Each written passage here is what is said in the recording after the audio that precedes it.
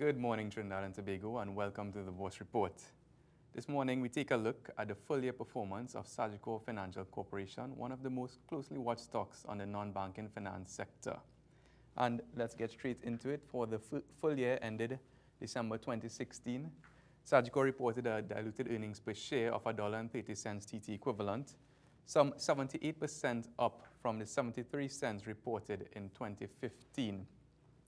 Taking a closer look on separating the discontinued operations, however, would reveal that diluted earnings per share from continuing operations would have actually increased around 8% from $1.17 to $1.27. In terms of the key performance highlights, total revenues were up 2.7%, while total benefits and expenses advanced at a slower rate of 0.4% from 6.6 billion TT to 6.7 billion TT equivalent. Overall, profit from continuing operations was up from $667 million to $731 million. Now, while total revenues were up overall, there was a decline of around 14% from premium revenues from 2015 to 2016. And here we can see that in terms of some of the segments of premium revenue, most of the segments were relatively flat, including life insurance in the green, health insurance in the yellow, and property and casualty insurance in the blue.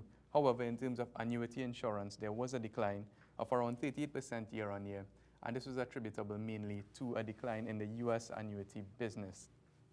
Despite the decline in premium revenues of around 14%, there was a commensurate decline in premium expenses, and overall net premium revenues declined just around 1.5%.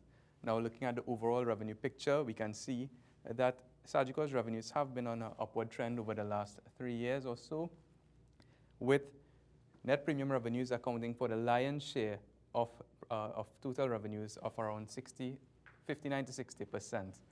Net investment income accounts for just around 31% at just under 2.4 billion TT equivalent, and fee and other revenues account for just around 10%. Now, in terms of geographic distribution of revenues, we can see that Jamaica accounts for around 44% of total revenues, which is a good driver in terms of performance, given that the Jamaican economy seems to be on the up. 2 points to note: Trinidad and Tobago and Barbados account for around 15% of revenues each for Sagicor, and that could be somewhat of a worrying factor given the slowdown in both of these economies. Now, in terms of trajectory, as we said, overall, Sagicor seems to be on the right track. As we can see in terms of earnings per share, continuing earnings per share, it's moved from $1.13 in 2014 to just around $1.27 in 2016. And the dividend trajectory has also been positive. After stable dividends of around 27 cents TT equivalent, 2016 saw a jump in dividends to 34 cents, taking trailing dividend yield to just around 3.7%. So how does Sagicor stack up relative to its competitors? Well, on a trailing PE basis or price earnings multiple basis, and at a current price of $9.15, Sagicor is trading at around 7.2 times, the lowest in the non-banking finance sector, and below the sector average of around 11.3 times, and that's excluding NEL. Sagicor also offers, as mentioned, a good dividend yield of around 3.7%, which is above the sector average again of 3.3%. And in terms of market-to-book ratios, it's at the lower end as well at 0.76 times, relative to the sector average of 1.21 times.